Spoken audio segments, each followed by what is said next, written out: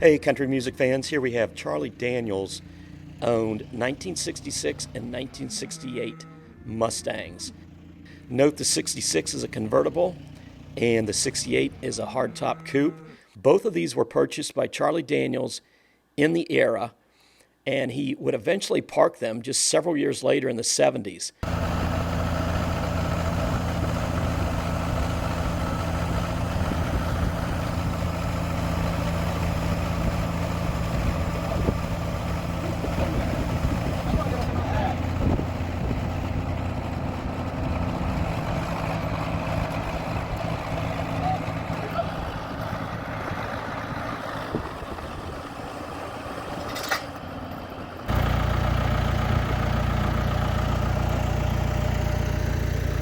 We believe both were purchased new by Charlie.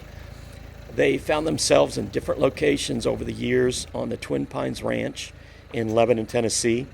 Most recently, the Mustangs became exposed to the elements as a tornado went through the Twin Pines Ranch there in Lebanon, Tennessee in the spring of 2020. The barn and lean-to came down and the cars became exposed to the elements for the first time. First time that's moved in a while.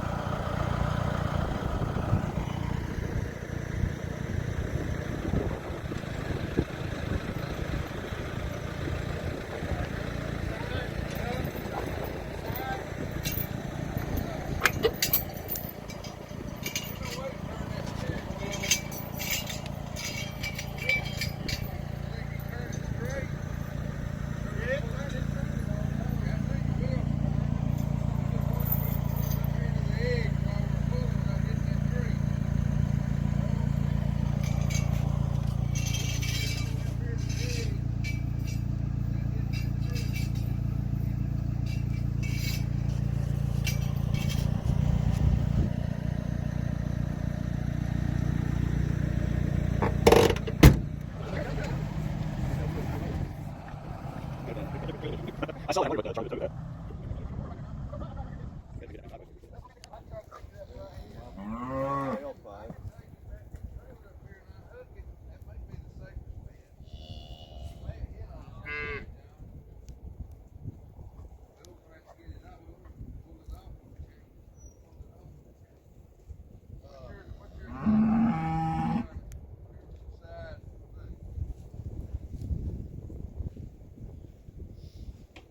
Pull up the wraps on the trailer.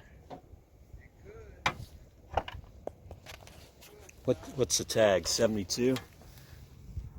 Is that right? 72. Last time it was tagged. It's been set in a few years. It's pretty solid. They didn't move here until 78. Oh, is that right? We can pull it with the track.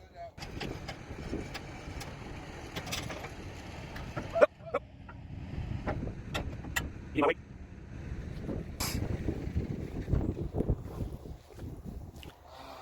Well, we can try to see if it lays up there, because it's. I'm 200 pounds. So. I'm over.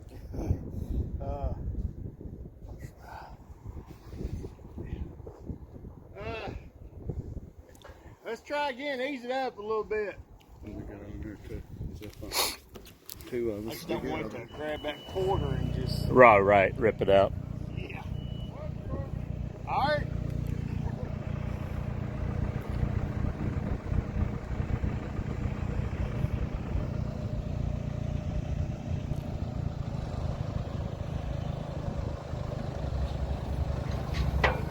There you go. We're good.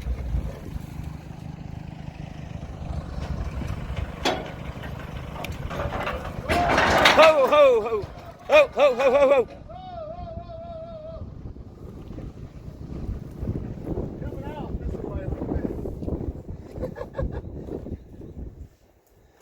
Oh shit, did we clear that? Oh my gosh. We're clearing. Oh no, hang on. Oh, that's just a muffler. Ain't no problem. Yeah. We need a little. It goes that way. The other way. Need to pull it the other way? Yeah. Watch my chains, John. I'm gonna back Beck probably could take off that front chain. Might need to get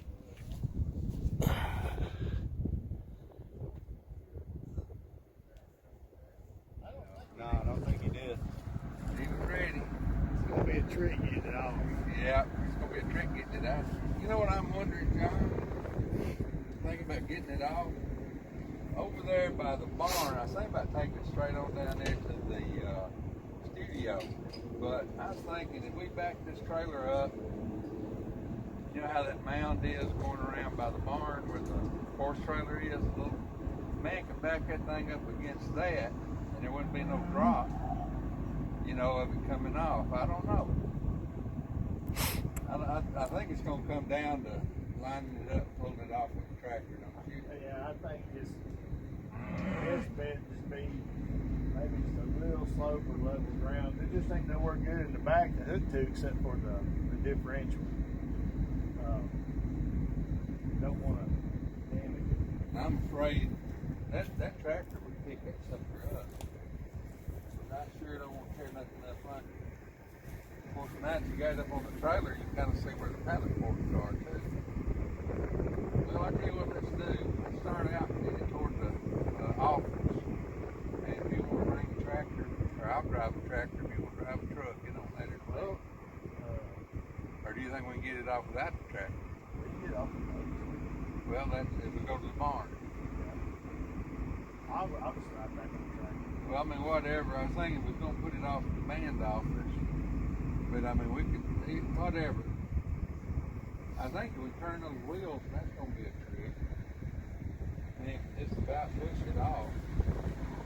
But you don't want to get this far and have something to carry it through that number either. That'd be bad.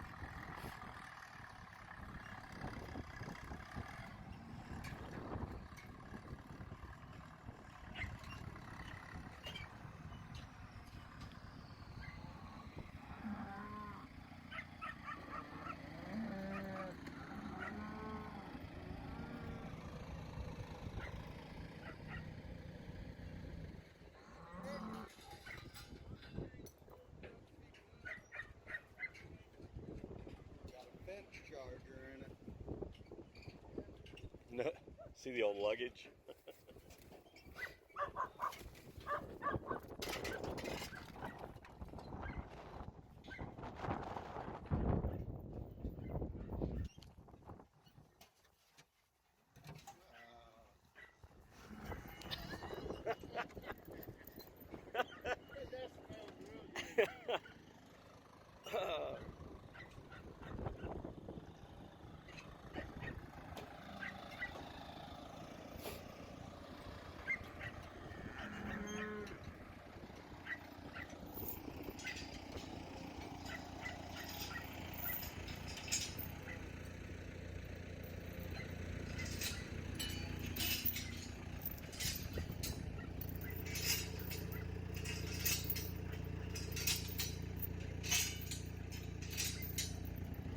Might be a body in the trunk.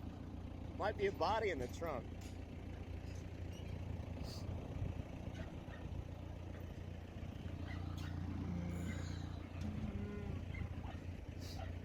I say it might be a body in the trunk. Well, I was thinking it might be something better than that. And I was going to ask you, if the guy finds something in his trunk, in his glove box or something, do they get to keep it?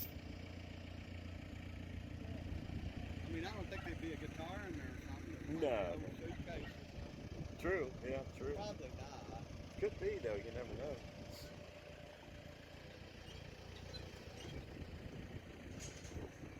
I mean, this is a bag right here. Yeah, old luggage. That looks like a woman's purse. Yeah. No, it's like a cooler.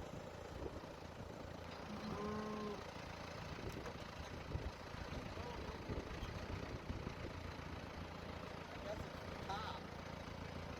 I guess it's what's left of the bottom top. It's all cleaned up.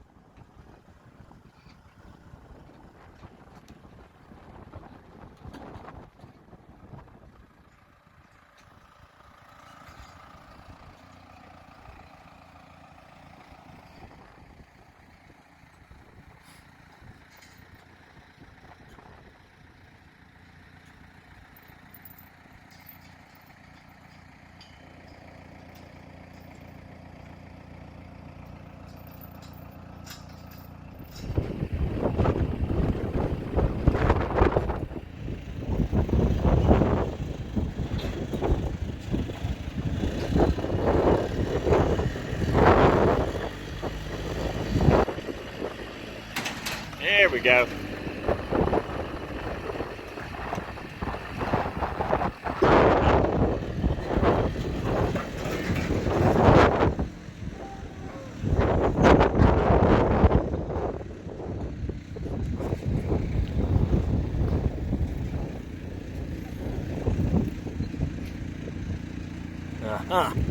Let's see where you're at. Pull the back end over.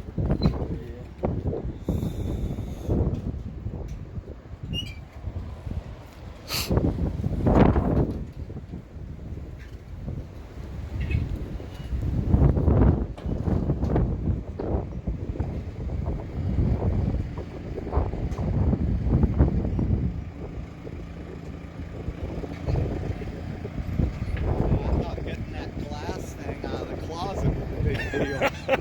Right. I worked on that all day.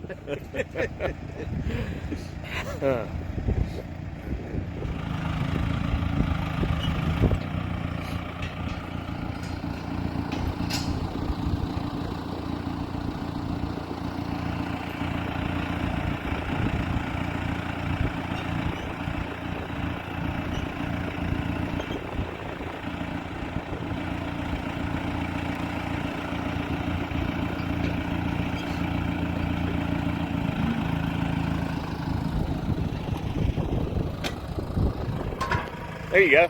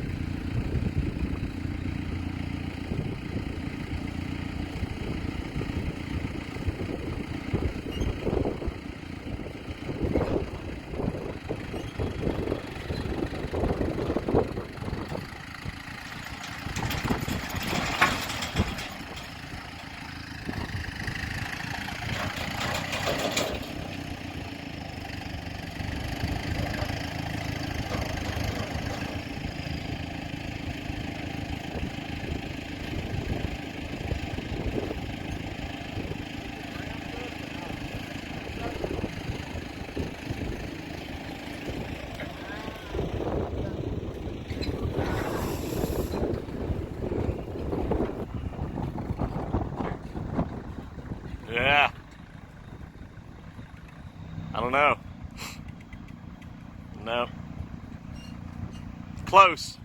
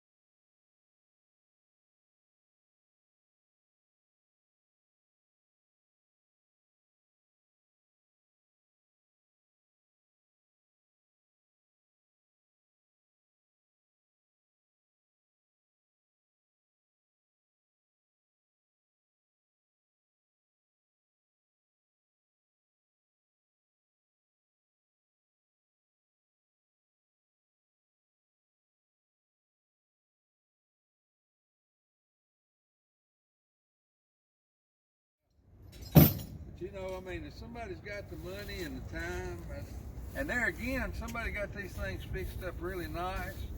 Charlie Daniels' cars he came to Nashville in. I mean, I watch, what's that big auction? I see it every once in a while. You know, they have them in the Meekums? Meekums. Yep. You don't ever know. Man, pull that sucker in there, and that's the car Charlie drove to Nashville in. Some gonna allow to get 75, 100 grand. I mean, you just don't know about that. Yeah, sure.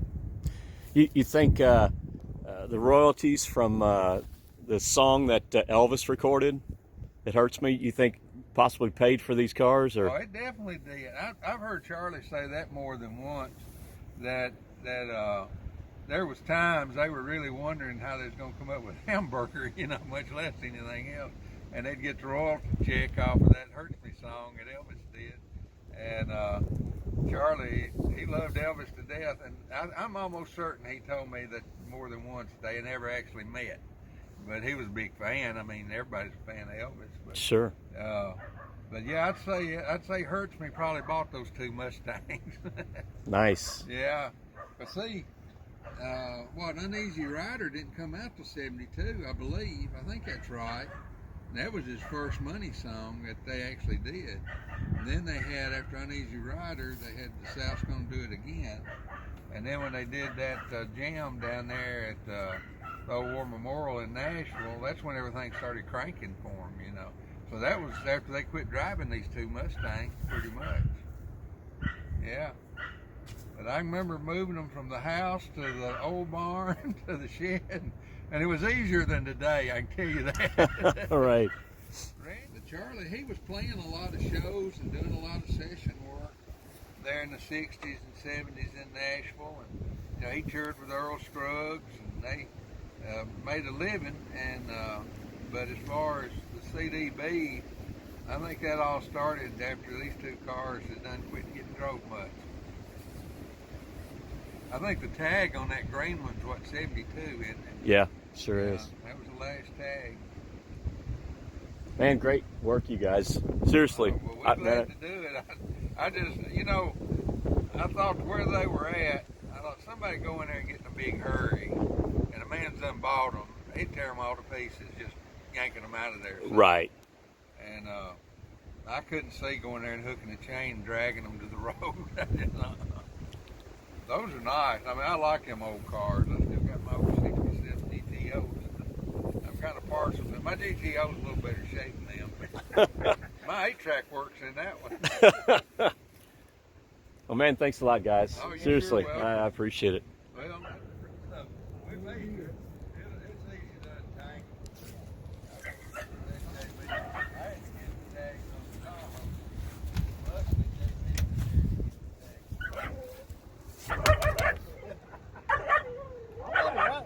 didn't. No, it's okay.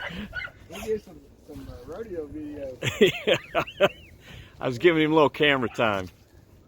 I personally found a buyer for these cars. They're on their way to a new home in Alabama. The Daniels family and myself are really looking forward to seeing these two Mustangs brought back to their former glory by the new owner.